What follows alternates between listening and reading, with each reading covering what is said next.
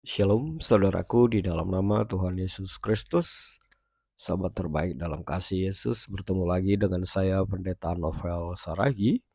Firman Tuhan yang menyapa kita pada saat ini tertulis dalam Mazmur pasal yang ke-121, ayatnya yang pertama sampai ayatnya yang ke-8.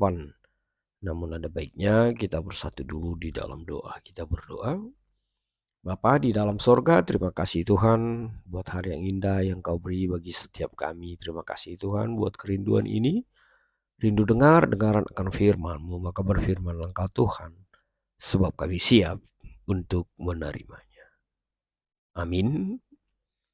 Shalom saudaraku dalam nama Tuhan Yesus Kristus, sahabat terbaik dalam kasih Yesus, seperti yang saya sebut tadi, bahwa firman Tuhan yang menyapa kita tertulis dalam Mazmur pasal yang ke-121, ayat yang pertama sampai ayatnya yang ke-8 dengan tema dibenarkan karena iman.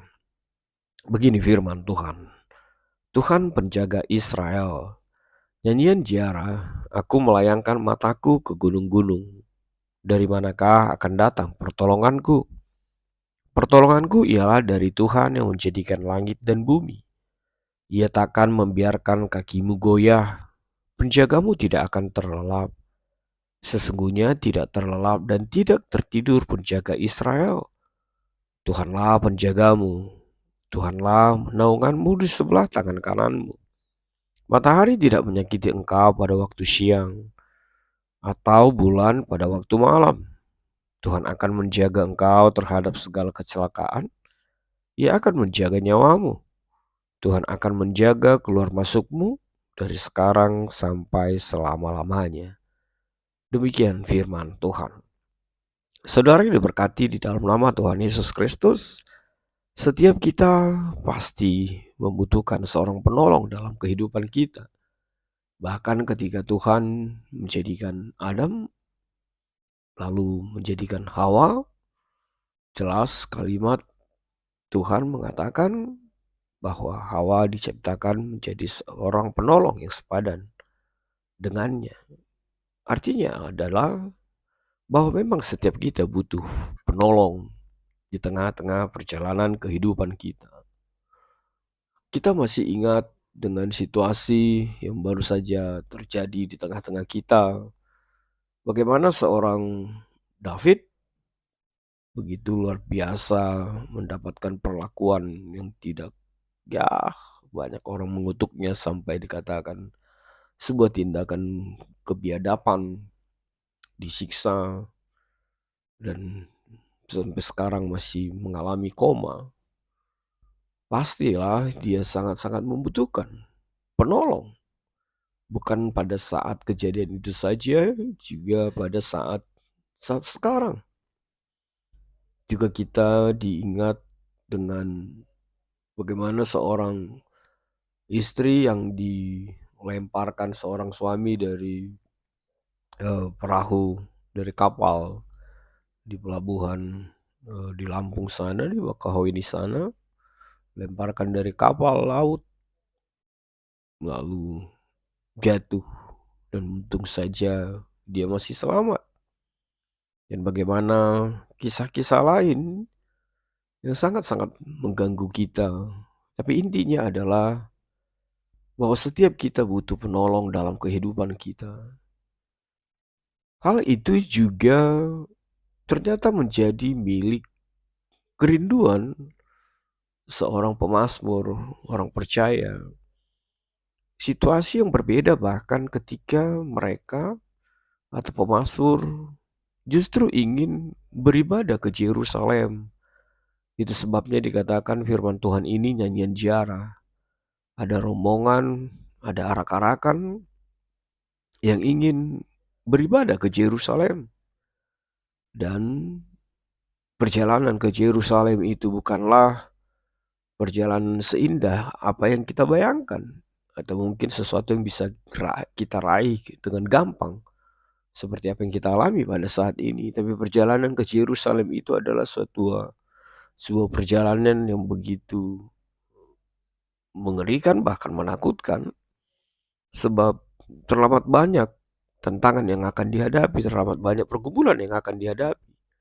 Ada perampok, ada binatang buas, ada penyamun, bahkan jalanan yang terjal, juga sengatan matahari, bahkan badai yang kadang sangat-sangat menakutkan, bahkan cuaca yang begitu ekstrim. Dan itu menjadi sebuah situasi atau ketakutan tersendiri bagi orang-orang Israel, bagi orang percaya yang mau beribadah kepada Tuhan ke Yerusalem, dan itu harus mereka lakukan sekali setahun untuk beribadah menyembah Tuhan di Yerusalem. Tapi apa yang kita lihat dalam situasi ini, dalam perikop kita ini, ada ungkapan iman yang luar biasa dari seorang pemazmur yang mengatakan dan mengungkapkan iman itu. Dia mengatakan, "Aku melayangkan mataku ke gunung-gunung. Dari manakah akan datang pertolonganku?" Lalu dia menjawab dengan sebuah kepastian. Dia menjawab dengan imannya. Pertolonganku ialah dari Tuhan. Tuhan yang menjadikan langit dan bumi. Artinya apa? Pemazmur ingin berbagi kepada setiap kita bahwa sejauh mana mata kita, pikiran kita melihat situasi di tengah-tengah kehidupan kita, bahkan apapun itu menjadi kekuatan di tengah-tengah dunia ini, bahkan ketika dilambangkan sebagai gunung-gunung, tempatnya dewa-dewa bersemayam ketika itu. Dari sana pun pemazmur ingin mengatakan tidak akan pernah kita mengalami atau mendapatkan pertolongan itu sendiri. Sebab itu semua pemazmur ingin mengatakan bahwa pertolongan itu hanya ada di dalam Tuhan. Sebab Tuhanlah penolong yang sejati. Mengapa pemazmur jelas mengatakan kekuatan Tuhan itu semakin nyata ketika ia mengimani bahwa Tuhanlah yang menjadikan langit dan bumi. Itu sebabnya bahwa langit dan bumi ini, dunia ini dan segala isinya, takluk di bawah kakinya, takluk di bawah pemerintahannya, takluk di dalam namanya, yakni Yesus Kristus, Tuhan kita yang hidup, yang berkuasa untuk segala sesuatu, bahkan setiap ketakutan yang kita alami dalam kehidupan kita. Lalu pemazmur berbagi lebih dalam lagi dengan mengatakan, Tuhan bukan hanya sebagai penolong saja, tapi Tuhan bahkan dikatakan di ayat yang ketiga itu dan ayat yang keempat bahwa Tuhan itu tidak akan membiarkan kakimu goyah. Kakimu goyah itu gambaran bahkan gemetar ketakutan pun Tuhan tidak akan pernah membiarkan kita. Tuhan selalu ada menjadi penopang dan memberi kekuatan di dalam kehidupan kita. Tidak membiarkan kaki kita goyah, bahkan justru memampukan kaki kita untuk melangkah. Bahkan ketika pergumulan, bahkan ketika berbagai bentuk ketakutan, berbagai bentuk rintangan yang kita alami. Pemazmur mengatakan, Tuhanmu tidak akan membiarkan kakimu goyah dan tidak mampu untuk melangkah atau berdiri tegak menjalani kehidupan ini. Lalu pemazmur mengatakan untuk yang keduanya, penjagamu tidak akan terlelap. Saudara yang diberkati dalam nama Tuhan Yesus Kristus. Penting sekali pemazmur mengatakan bahwa penjagamu tidak akan terlelap. Artinya apa? Begitulah penjagaan Tuhan yang melekat untuk setiap kita. Kalau banyak orang membayar mahal dengan penjaga, bahkan peliharaan, atau bahkan satpam, atau segala sesuatu yang membentengi rumah atau apapun itu. Hal-hal itu bisa terlelap atau bahkan tertidur. Ya, lihat saja bahkan banyak orang memasang CCTV, tapi CCTV juga bisa rusak. Kita masih mengingat bagaimana kisah pembunuhan yang terjadi dalam kasus yang begitu besar yang menggoncangkan Indonesia pada saat ini. CCTV saja juga bisa diobok-obok, CCTV bisa untuk disalahgunakan. Tapi firman Tuhan mengatakan, penjagamu, Yesusmu, tidak akan pernah terlelap. Dia selalu terjaga. Dia bahkan tidak pernah menutup mata untuk tidak menjaga, untuk tidak peduli, untuk tidak membentengi setiap perjalanan kehidupan kita. Bahkan lebih luar biasa, dikatakan di ayat yang kelima itu, Tuhanlah penjagamu. Tuhanlah naunganmu di sebelah tangan kananmu. Artinya apa? Bahwa tanganmu dipegang oleh Tuhan.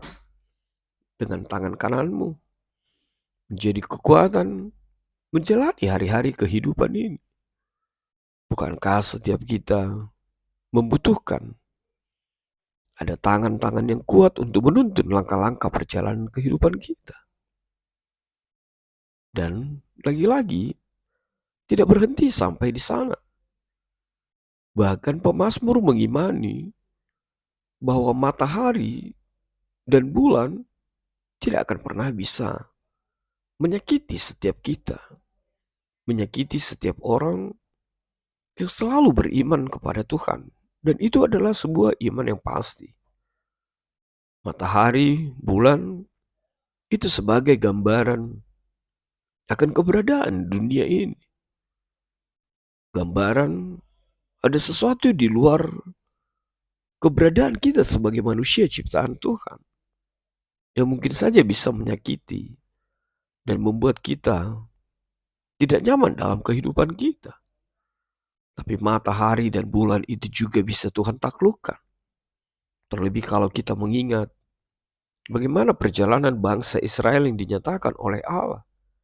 Bahwa di malam hari aku akan memberikan tiang api menuntun langkah kehidupanmu. Di siang hari dengan tiang awan memberikan keteduhan. Artinya apa? Sesuatu yang begitu menakutkan, sesuatu yang bisa membuatmu terhempas pun, Tuhan bisa jadikan menjadi alatnya. Tuhan bisa taklukkan menjadi kekuatan menjalani hari-hari kehidupan kita. Lalu yang berikut pemazmur mengatakan, Tuhan akan menjagamu terhadap segala kejahatan, terhadap segala kecelakaan, bahkan menjaga nyawamu. Bukankah itu menjadi sukacita yang terindah dalam kehidupan kita? Tuhan berkata bahwa orang yang beriman itu nyawanya akan dijaga Tuhan. Ingat apa yang dikatakan oleh Tuhan. Tuhan berfirman kepada kita, mengapa takut dengan segala sesuatu di tengah-tengah dunia ini? Tapi takutlah kepada yang bisa mengambil nyawamu, yang bisa mengambil kehidupanmu. Dan lihatlah, ini ada sebuah statement, sebuah jaminan bahwa Tuhanlah pemilik nyawa kita dan kehidupan ini. Maka tidak dimungkinkan siapapun mengambilnya tanpa seizin Tuhan sebagai pemilik dari nyawa dan kehidupan kita. Lalu yang terakhir, pemazmur berbagi dengan kita bahwa Tuhan akan menjaga keluar masukmu dari sekarang sampai selama-lamanya. Benarlah firman Tuhan yang mengatakan, kalau bukan Tuhan yang membangun, maka sia-sialah tukang membangun rumah. Kalau bukan Tuhan yang menjadi pengawal, menjaga siang dan malam, maka sia-sialah pengawal berjaga-jaga. Itu sebabnya firman Tuhan mengatakan, Tuhanlah penjaga kita, keluar masuknya, dari sekarang sampai selama-lamanya. Bicara tentang keluar masuk, itu berarti ketika kehidupan kita memulai dan mengakhiri sesuatu kegiatan, memulai melakukan aktivitas hingga mengakhirinya, melakukan kehidupan, menjalani kehidupan hingga mengakhirinya.